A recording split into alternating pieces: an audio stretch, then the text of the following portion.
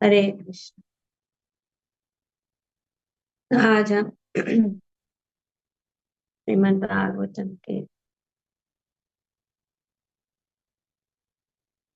चौथे स्कंद के 12वें अध्याय के श्लोक संख्या 12 को पढ़ रहे और उसको समझने की कोशिश करें। तो अब हम देख रहे हैं ध्रुव महाराज की कथा कि किस प्रकार से ध्रुव महाराज ने इस लोक पर 36,000 वर्ष राज्य किया। तो इस प्रकार से राज्य करने के बाद अब उन्होंने अनुभव किया। तो ये अनुभव यहाँ पे वर्णन करना चाह रहे हैं कि उनके पास सब कुछ प्राप्त था, ना बड़ा राज्य। दूसरी बात, श्रील ध्रुव महाराज को अनुभव हो गया कि यह दृश्य जगत जीवात्माओं को सपना अवस्था माया जाल के समान मोहग्रस्त करता रहता है। क्यों? क्योंकि यह परमेश्वर की बहिरंगा शक्ति माया की सृष्टि है। एक्चुअली ये जो दृश्य जगत जो हम देख रहे हैं प्रत्यक्ष रूप से, जिसमें हम जी रहे हैं, सब कुछ देख रहे हैं, सब कुछ चीजों को स्पर्श कर रहे हैं, अपना रहे हैं, घूम रहे हैं, फिर रहे हैं, एक्चुअली ये सपने के समान। तो इसीलिए यहाँ पे ये बताया गया है कि ये सपना है। तो इस श्लोक में यह बताया, अविद्या रचित सपना। ये अविद्या, ये बहुत कठिन है इस बात को समझना, क्योंकि सब कुछ इतना असली लगता है कि इसका अनुभव करना बहुत कठिन है। पर जो असलियत है वो असलियत है, उसको तो हम बदल नहीं सकते, चाहे हम माने या न माने। पर ये माया का जगत है और उसमें जो है ये भ्रमित शक्ति है, हमें इस भ्रम में रखती है कि सब कुछ जो है इस जगत में ही है और सब कुछ ये जगत ही है। पर एक्चुअली वो ऐसा नहीं। श्रील प्रभुपाद जी अपने तात्पर्य में बताते हैं कि कभी कभी घने जंगल में ऐसा प्रतीत होता है कि वहाँ बड़े बड़े प्रासाद तथा सुंदर नगर है। तो ऐसा कभी कभी ये एक प्रकार का भ्रम है। और उस भ्रम के कारण ये यहाँ पे बताया गया है कि गंधर्व नगर, मतलब ये गंधर्व नगर मतलब ये माया का नगर, ये ऐसा असली नहीं है, वो मायावी है ये। तो इसी प्रकार ये जगत भी जो है ये गंधर्व नगर है। तो इससे हम ये गंधर्व नगर का जो बताया गया है कि ये एक प्रकार का भ्रम है या इल्यूजन है, ऑप्टिकल इल्यूजन जैसे उसको कहते हैं। गंधर्व नगर ये शब्द जो है वो एक्चुअली एक ऑप्टिकल इल्यूजन है कि कभी कभी जब मौसम, गर्मी के मौसम में खास करके, जब गर्मी के मौसम में जो हवा ऊपर उठती है तो, और पूरा जो वातावरण गर्म हो जाता है धरती, तो वो जो है वो ऊपर उठता है वो गर्मी, और उसके वजह से जो रोशनी उसके द्वारा निकलती है तो वो अनेक अनेक प्रकार का जो है वो क्या कहते हैं, प्रतिबिंब बनाती है। तो इसके वजह से कहीं और का प्रतिबिंब हमारे सामने आ जाता है, जैसे कि बड़ा नगरी या बड़ा गांव या कुछ ऐसा दृश्य दिखाई देता है, और वो इतना असली दिखाई देता है। जो कभी कभी वो अच्छे अच्छे जगह का ऐसा हमें वो ये ये एक्चुअल ये फिनोमिना होता है इसमें, जहाँ पे ऐसे लगता है कि कुछ है। कभी कभी रेगिस्तान में जैसे कि बोलते हैं कि अ, ये क्या कहते हैं, मिराज एक प्रकार का, दूर से लगता है कि वहां पे पानी है, पर वो गर्मी के वजह से वो कहीं और जगह पानी है, और वो कहीं और जगह का पानी वहां पे रिफ्लेक्ट हो रहा है। तो इसके लिए रिफ्लेक्ट हो रहा है तो इसके लिए ऐसा लगता है कि वो वहां पे है, पर एक्चुअली नहीं है, वो कहीं और है। और कभी दिखाई देता है, कभी नहीं दिखाई देता।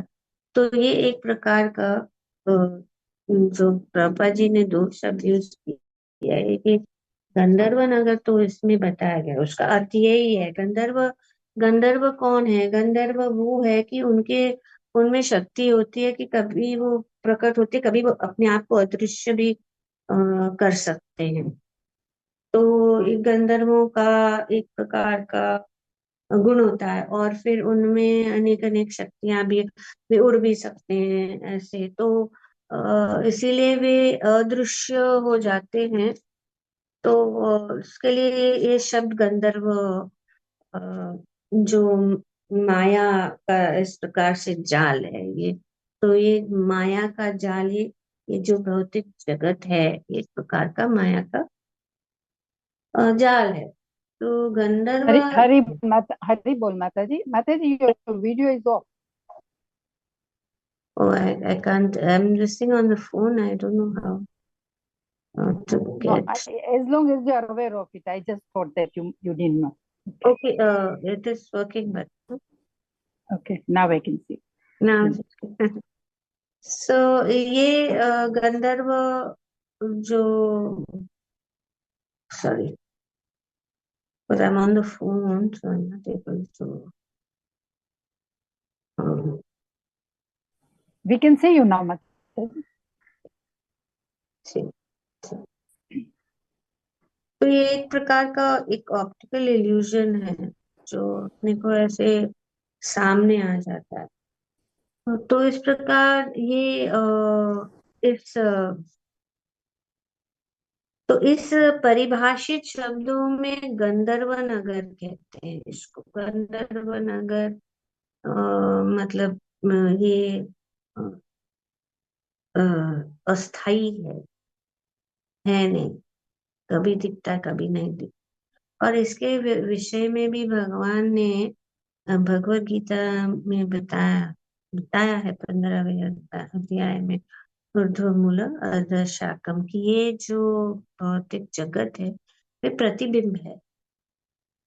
इसका प्रतिबिंब है आध्यात्मिक जगत का।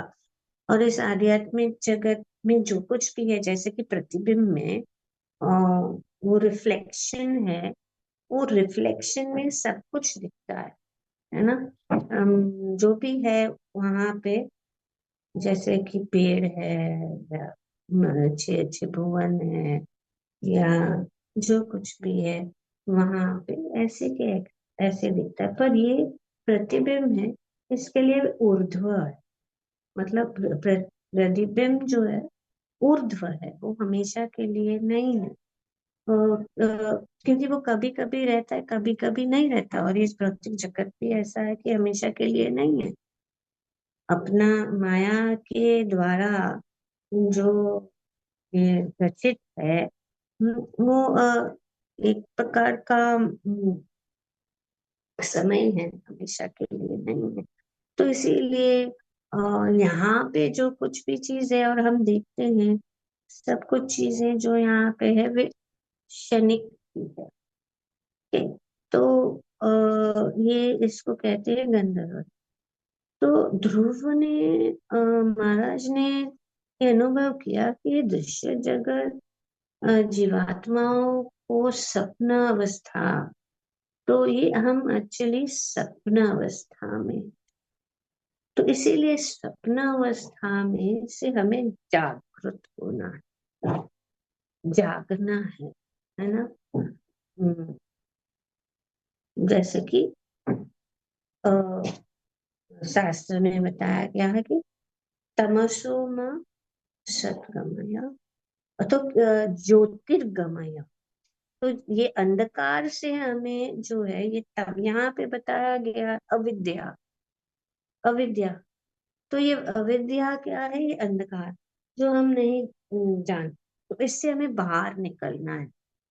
तो बाहर निकलने के लिए हमें ये समझना पड़ेगा। ये एक्चुअली ये रियलाइजेशन नहीं होगा कि ये एक्चुअली माया जाल के समान मोहग्रस्त कर देता है। तो ये एक जाल है। और एक सपना है। तो इस प्रकार सपने में भी हम कल्पना से अनेक मिथ्या वस्तुओं की सृष्टि करते रहते हैं। तो सपने में भी हम देखते हैं बहुत सारी चीजें, और वो सपना जो है कभी कभी, कभी मोस्टली एक्चुअली बहुत रियल लगता है जब हम उसमें हैं। और जो कुछ भी होता है हम अनुभव करते हैं। अगर हम देखते हैं कि कोई शेर हमें हमारे पीछे लगा है और हम भाग रहे जंगल में भाग रहे, तो वो भी अनुभव। और जब हम उठते हैं कभी उसमें से अगर निकल गए, तो पूरा शरीर भी में भी पसीना पसीना ऐसा होता है, या अपना जो हार्ट बीट वगैरह फास्ट जाता है, क्योंकि वो एक्चुअली सो रियल है। और फिर पता लगता है ये तो एक्चुअली तो सपना था, ये कुछ ऐसा नहीं था। जब हम होश में आ जाए, तो इसीलिए जीव जाग, भगवान कहते हैं कि जीव जागो, हमें जागरूक होना है। हम अ, तो ये कैसे होगा? वे स्वरूप सिद्ध व्यक्ति जब स्वरूप सिद्धि प्राप्त करते हैं, तो ये सिद्धि इसीलिए प्राप्त करते हैं। हम देखते हैं कि इसको अ, जब हम इस स्वरूप सिद्धि को प्राप्त करते, कि हम इतना परिश्रम कर रहे हैं, ये परिश्रम इतना करते हैं इसके लिए, जो कुछ हाथ में आने वाला है नहीं, कुछ हाथ में आने वाला है नहीं, कुछ नहीं हम पकड़ पाएंगे। क्योंकि प्रतिबिंब में क्या पकड़, जैसे कि भगवान भी 15वें अध्याय में बताते हैं कि ये जो भौतिक जगत एक प्रतिबिंब है, वो कभी दिखता है कभी नहीं दिखता है। तो अगर उसको पकड़ने की भी कोशिश करेंगे, जैसे कि समझो हम प्रतिबिंब में देखते हैं पेड़ है और उस पेड़ के ऊपर बहुत अच्छा फल है, आम है। और वो प्रतिबिंब में अगर वो उस आम को पकड़ने में जाएंगे, उस नदी के प्रतिबिंब में, तो हम उसको पकड़ सकेंगे? नहीं पकड़ सकेंगे, वो हाथ में नहीं आएगा, पर दिखता है, एकदम असली दिखता है, जैसे कि वैसे कि वैसा। हम देख सकते हैं। पर फिर पता लगता है कि अरे ये तो कुछ नहीं, फिर ऊपर देखते हैं तो अरे वो तो पेड़ में नहीं, कहीं और है। जहां हम जो जो ढूंढ रहे हैं, जहां हम सोच रहे हैं कि यहाँ पे ही सब कुछ है, वो यहाँ नहीं है। और ये अनुभव ध्रुव ने किया। तो उसने इस प्रकार से, जब तक ये नहीं होता तो आगे हम देखते हैं, तो इस प्रकार से उन्होंने सब कुछ त्याग दिया। तो लोग कहते हैं कि भक्त लोग कैसे ऐसे त्याग सकते हैं, जिसने अनुभव किया। तो यहाँ पे बताया है कि स्वरूप सिद्ध व्यक्ति अथवा भक्त ये भली बात ही जानता है कि यह दृश्य जगत क्षणिक है और माया रूप बनकर सत्य प्रतीत हो रहा है।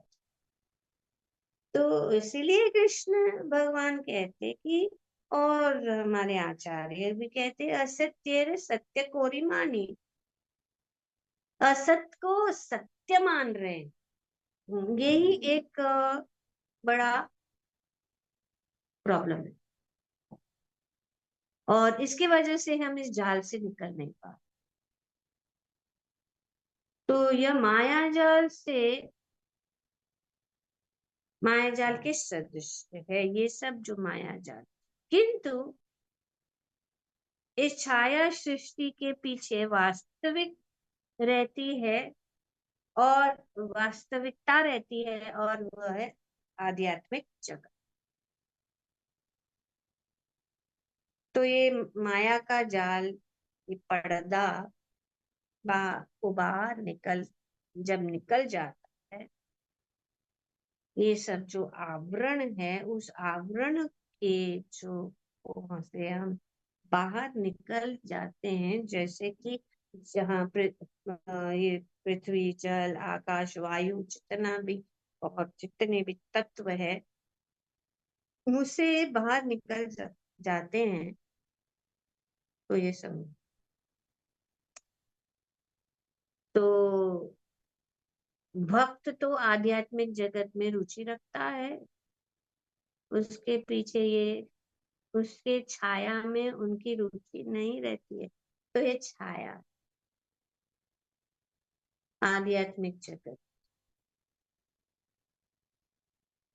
तो इसीलिए अपनी जितनी भी आसक्ति है इस बहुत, अभी बहुत कठिन है, हम आसक्त है इस भौतिक जगत में, पर हमें शुरू करना है जिस प्रकार से ध्रुव ने पूरे पहले से ही 5 साल की आयु से उन्होंने शुरू किया, हमें भी शुरू करना। कोई बात नहीं, देर तो देर, लेकिन शुरू कर। हमारा तो सौभाग्य नहीं होगा, हुआ होगा, कुछ लोग का तो बहुत सौभाग्य है कि हम बच्चों को देखते हैं, हमारे बच्चे जो है अ, इस बात को जानते हैं और उसका पालन कर रहे हैं, तो उनका सौभाग्य है। पर हम भी सौभाग्य है कि हम तुरंत उसको शुरू करना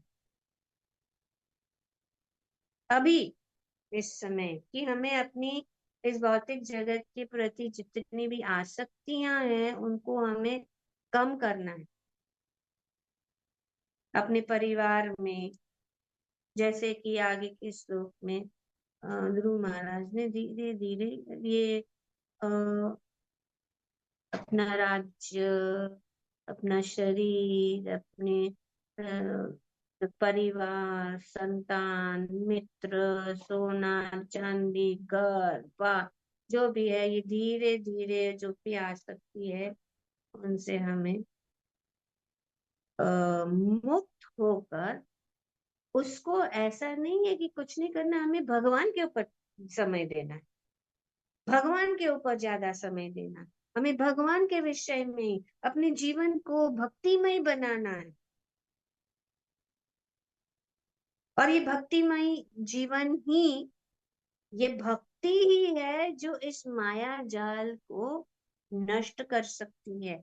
ये भक्ति ही है जो इस माया जाल को दूर कर सकती है, और इस जगत में और इस युग में सबसे सरल रास्ता ये है हरि नाम। हरे नाम, हरे नाम, हरे नामेव केवलम कलौ नास्तैव नास्तैव नास्तैव गति अन्यथा। ये शास्त्र बृहन नारदीय पुराण में बताया गया है कि इससे हमें मुक्त होना है, और ये मुक्त करेगा। 100% रिजल्ट, 100% रिजल्ट, नहीं तो ये इस जाल से बाहर निकलना बहुत कठिन है। तो हरे कृष्णा कृष्णा कृष्णा हरे हरे, हरे राम राम राम हरे। अभी हम नवद्वीप, यहाँ पे नवद्वीप मायापुर धाम में बैठे हैं, तो इतने सारे भक्त हैं जो इतने इतने अच्छे अच्छे पोजीशन सब कुछ है उनके पास, सब कुछ छोड़कर यहाँ भगवान का नाम ले रहे हैं। वृंदावन में भी हम देखते हैं, लगते हैं एकदम जैसे कि साधारण कपड़े पहने हुए फटे टूटे, पर वे 108 माला करते, क्योंकि क्या ये कपड़ा और ये गहना और ये घर और बात, सब लोग वहां जाके छोटी सी कुटिया में रहते हैं अपने शरीर, हाँ, और शरीर और आत्मा को रखने के लिए थोड़ी ही चीजें चाहिए। उस चीजों को हमें कम करना है, पर हम बढ़ाते जाते, इसके लिए ये जाल एक्चुअली है, सिंपल है। और अगर अपना कम्युनिटी ऐसा बन जाए, पर अपना कम्युनिटी ही ऐसा है कि हाँ उसके पास ऐसा साड़ी है तो उसको देना है, सब चीज जो बॉडीली कंसेप्शन ऑफ लाइफ, और इसको जो है यहाँ पे बहुत अच्छी तरह से बताया गया, क्योंकि उसे परम सत्य का बोध हो, क्योंकि उसके परम सत्य का बोध हो चुका होता है, उसी कारण वह सत्य की क्षणिक छाया में रुचि नहीं दिखाता। और इसकी पुष्टि भगवत गीता में की गई बहुत सुंदर रूप से, कि परम दृष्टवा, जिसकी दृष्टि परम है, जिसने उसको निवर्तनते मतलब उसको उन्होंने त्याग दिया है, और जिसकी दृष्टि जो है परम दृष्टि है, तो ये परम दृष्टि करनी बहुत जरूरी है, और इससे हम जो है मुक्त हो सकते हैं। और इसका सरल और सुगम रास्ता है ये हरि नाम। हरे कृष्णा कृष्णा कृष्णा हरे हरे, हरे राम राम राम हरे हरे। ना अपने जहाँ पे भी रहे हैं हम, वहां पे रहो, लेकिन अपनी दृष्टि भगवान के ऊपर रहनी चाहिए। हमें सब कुछ जो है भगवान के लिए करना चाहिए, हम भगवान की ही पूजा करनी चाहिए।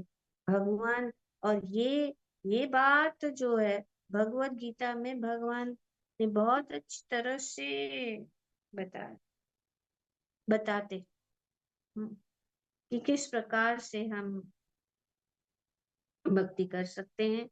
और सिद्ध पुरुष कौन है? पहला लक्षण ये है सिद्ध पुरुष का, जो स्वरूप सिद्ध पुरुष है।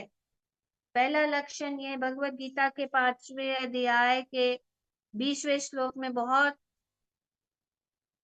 अच्छी तरह से बताया है कि कौन है व्यक्ति जो सिद्ध पुरुष है, स्वरूप सिद्धि प्राप्त की है। पहला लक्षण ये है कि उसमें शरीर और आत्मा तत्व के तदात्म्य का भ्रम नहीं होता, कि शरीर और आत्मा एक, उसका भ्रम नहीं रहता।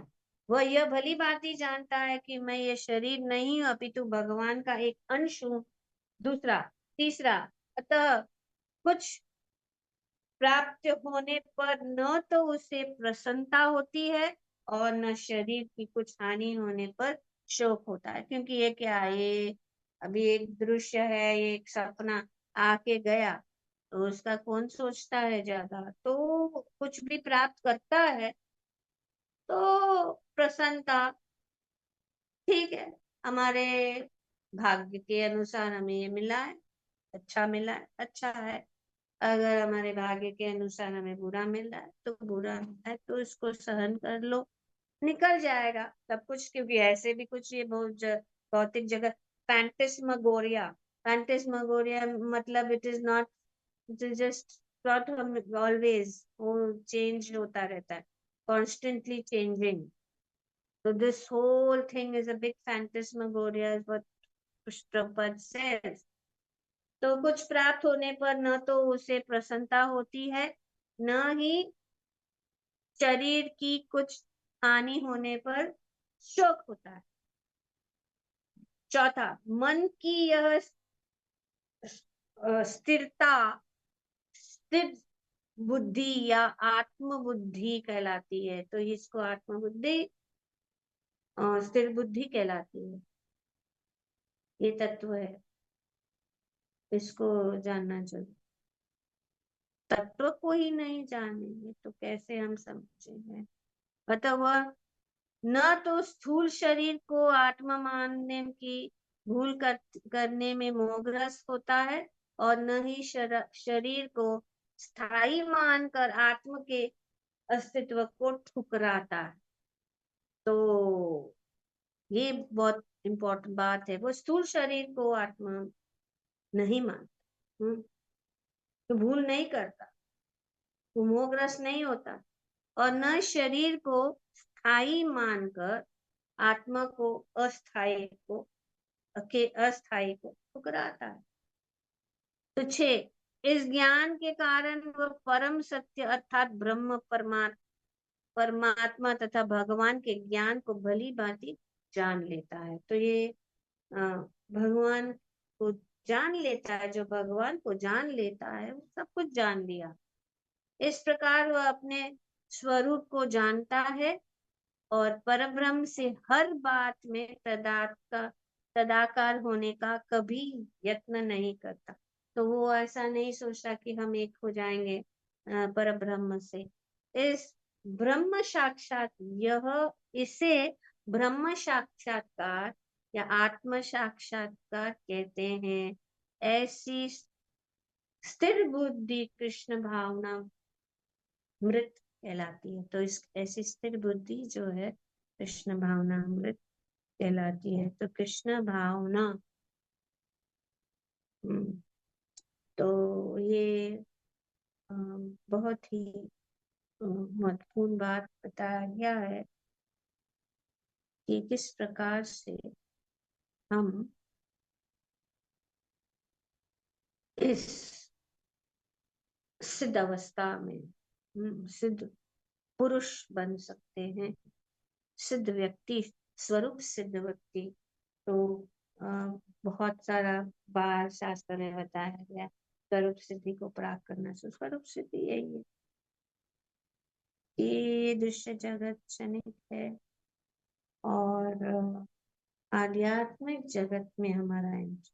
तो हमें अभी कृष्ण भावनामृत का अर्थ ये है कि हमें सिर्फ कन्वर्ट करना है सबको, सब चीजों को बदलना है, सब चीजों को कृष्ण भावना भावित बनाना है।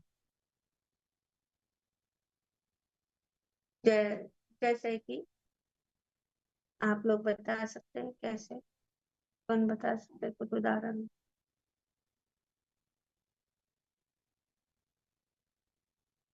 इस दृश्य जगत की जो चीजें हैं, इस दृश्य जगत का जो बातें हैं, उसको कैसे हम कन्वर्ट करें ताकि हम सिद्ध अवस्था को प्राप्त करें इस दृश्य जगत में रहते हुए। Like Amrish Maharaj Mataji. बिंदु को रखते, यस, ओके, यस विद्या माता जी, भगवान को केंद्र बिंदु रख के सारे काम करे। राइट। भगवान भगवान से रिलेट करके सब काम करें कि घर भगवान का है। कौन से काम? जैसे माने कि घर भगवान का है, वो तो पता है, लेकिन प्रैक्टिकल होना चाहिए कि कैसे प्रैक्टिकली करें। हाँ, ये तो बात है, लेकिन उसको कैसे निभाए, आप जीवन में कैसे उतारे? केंद्र बिंदु बनाना मतलब माता जी, यस, ओके। जैसे हम भोजन बना रहे हैं, तो वो भोजन भोजन न करके प्रसाद बना लें, ईश्वर को अर्पण करने के लिए बनाएं। ये भावना रखें कि हम पहले कृष्ण को सेटिस्फाई करेंगे और फिर उनका जो झूठन है वो अपने परिवार को खिलाएं। और घर की जैसे सफाई भी कर रहे हैं, तो इस ढंग से करें कि हमारा घर मंदिर के समान है। श्री कृष्ण आएंगे, हम उनके लिए सफाई कर रहे हैं, तो हर वक्त माइंड में कृष्ण को ही ध्यान में रख के और अपने पूरे गृहस्थ के कार्य करें। इनफैक्ट जैसे हम सेटिस्फाई करना चाहते हैं फैमिली मेंबर्स को, अगर हम कृष्ण को पहले रख के उनको सेटिस्फाई करें, तो everything will fall in place. सब सेटिस्फाइड हो जाएंगे। तो जो भी छोटे छोटे काम है, चाहे वो जप हो, चाहे खाना बनाना हो, चाहे घर की सफाई हो, चाहे अपने अपने शरीर का भी शुद्धिकरण करें, तो इसलिए करें कि हम ताकि कृष्ण की सेवा ज्यादा शुद्ध शुद्ध रूप से कर पाए। ऐसे सारे कार्य हम कृष्ण को अर्पण करते हुए अपने गृहस्थ जीवन को करें। Okay, thank you, very nice. Yes Yogini. प्रसाद जो ऑफर करते हैं भगवान, सब पूरे परिवार वालों को डिस्ट्रीब्यूट करना चाहिए and attend morning and evening class. जितना हम सेवा दे सकते हैं उतना करने की कोशिश करनी चाहिए भगवान के यस लिए। Yes yes. Even the morning जो भोग लगाते हैं खाना बना, वो भी श्री कृष्ण को अर्पण करके वी कैन हैव। जो भोग लगाते हैं सुबह का morning, all not what only ever, morning, every day, through out the every day, what ever you eat. तो उसका तो भगवान ने है ना, भगवत गीता में बताया है कि हमें किस प्रकार से ये करना है। यत करोषि यत यज्ञासि यत जुहोसि, इस प्रकार से उन्होंने बताया है। तो ये हमें करे ना, तो मतलब जो कुछ भी हम हम खाते हैं, है ना, जो कुछ भी हम प्राप्त करते हैं, जो कुछ भी मिलता है, जो कुछ हम देते हैं, सब कुछ जो है भगवान को अर्पण करके करें, है ना। तो इसीलिए भगवान ये यत करोषि मतलब जो भी करते हो। हम्म? ये श्लोक बहुत इम्पोर्टेंट है, हमें एक्चुअली इसको लगा के रखना है अपने घर में। जो भगवत गीता के 9वें अध्याय के 27वें श्लोक में प्राप्त होता है। यत यत करोषि मतलब जो करते हो, यत अस्नासी जो भी आप खाते हो, यत जुहोसी जो कुछ भी हम किसी को देते हैं, है ना। जो कुछ भी हम प्राप्त करते हैं, जो भी हमको मिलता है, वो भी सबको भगवान को अर्पण करना। जो भी हम तपस्या करते हैं, ये हम भूलते नहीं है, ये ज्यादातर भूल जाते हैं कि तपस्या भी करते हैं, वो भी हमें भगवान को अर्पण करके करना है। कि भगवान जो भी तपस्या है वो आप ही हमें शक्ति देंगे, कि आपकी शक्ति से ही हम कर सकते थे, लेकिन हमारी बल पे से नहीं कर पा रहे। तो ये भी बात है। तो बहुत फाइन रूप से बताया गया है कि भगवान कहते हैं कि कुछ भी जो कुछ भी करो मुझे अर्पण कर। तो कृष्णार्पणमस्तु, कृष्णार्पणमस्तु, बस ऐसे कृष्णार्पणमस्तु। हाँ, तो इस प्रकार से हम करते हैं ना। श्री कृष्ण शरणम मम, श्री कृष्ण शरणम मम, या श्री कृष्ण अर्पणमस्तु, श्री कृष्ण अर्पणमस्तु, जो कुछ भी है हम उनको अर्पण करके करें। तो ये इससे कहते हैं भगवान के ऊपर, हम बीच में नहीं है। जो कुछ भी है भगवान का है, भगवान से ही हम प्राप्त कर रहे हैं।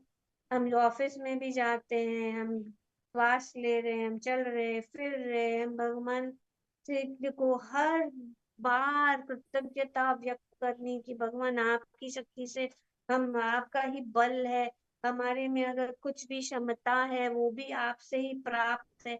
इसको कहते परम सिद्ध। और इसको करने में कोई तकलीफ नहीं है। क्या जाता है? कुछ जाता है हमारा? कुछ नहीं जाता है। सिर्फ भगवान को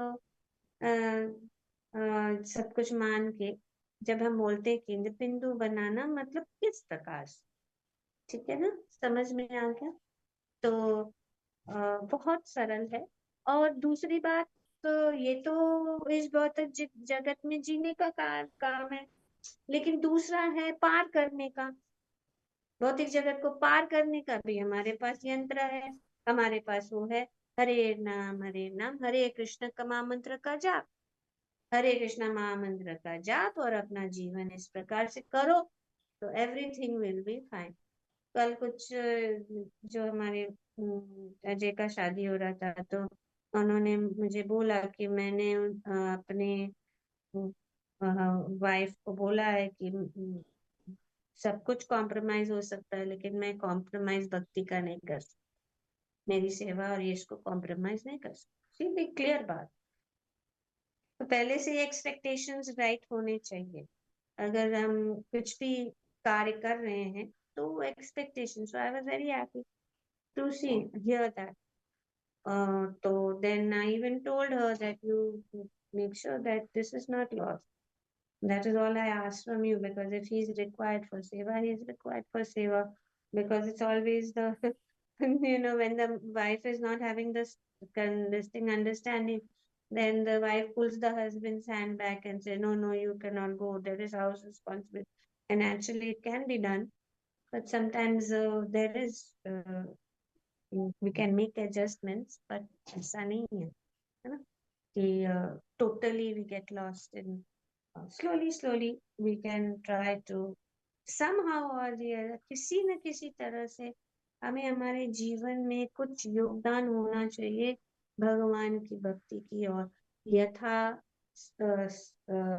स्थिति और यथा शक्ति। उसमें इट्स नॉट कि सब क्लोथ को ऐसा ही करना, बहुत सारी चीजें हैं। अपने माइंड और मन को लगा के अपने परिस्थिति के अनुसार बहुत कुछ कर सकते, लेकिन एक चीज जरूर करना है, वो परिस्थिति है या नहीं है, हमें हरि नाम करना है। हरे कृष्णा कृष्णा कृष्णा हरे हरे, हरे राम राम राम हरे हरे। ये फर्स्ट स्टेप है और ऐसे करेंगे तो परिस्थितियां भी बदल जाएंगी।